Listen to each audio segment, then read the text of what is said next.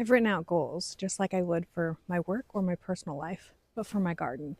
These are my 2026 garden goals.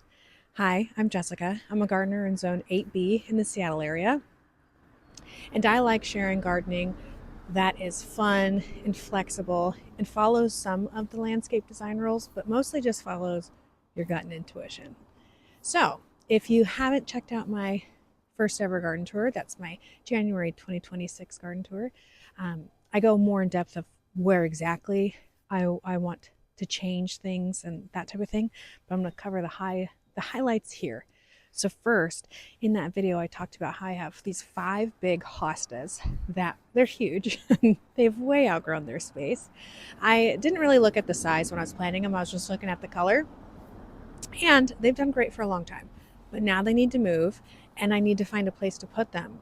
And I'm actually running out of shade spots now, so that will be curious on where those go. Then you saw that there's a red reblooming azalea that I love, and it hates its spot. It really hates its spot. So I need to move it and try and save it before it dies. It fully dies on me. Then I am wanting to find like free or cheap nursery pots because let's be real, I'm probably going to keep buying plants this year without a strategic plan of where I want them to go. And I know that's against like every gardening rule, but I don't care. I like actually doing that. I think it's fun to buy 1 or 2 plants at a time, test out how they go, see how they work in my garden. And then if I like them, then I buy more and I plant a drift or a grouping of them. That's how I like to do it. And I think that's how most people like to do it too. So I'm going to want to find cheap like nursery pots that I can pot this stuff up, move it around, and kind of play with the plants before I put them in the ground because I just don't have a lot of open garden beds right now. Then in my front garden, my cottage garden, there's a butterfly bush that needs to move. It's pretty much at max height. It's a dwarf variety, so it's like a 2 foot by 2 foot bush, and it's just getting smothered by everything around it. So I want to move that. Right here, there's some asters that used to get a lot more sun, and now they still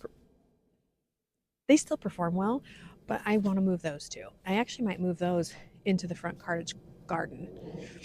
Not that there's a lot of room in that garden, but I like playing with it over and over and over again.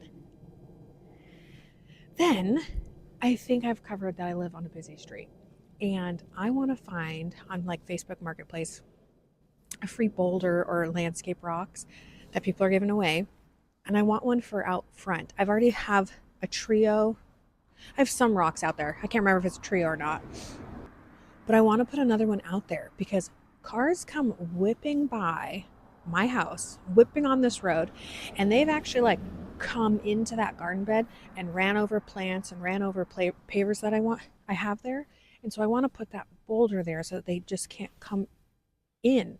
One car almost ran into the fence. So it is purely for security, not really like an aesthetic thing. Then, speaking of this front garden near this busy road and this fence, I think the majority of this year's goals is going to be figuring out how to create a privacy screen here. This needs more hedging, privacy, evergreen structure.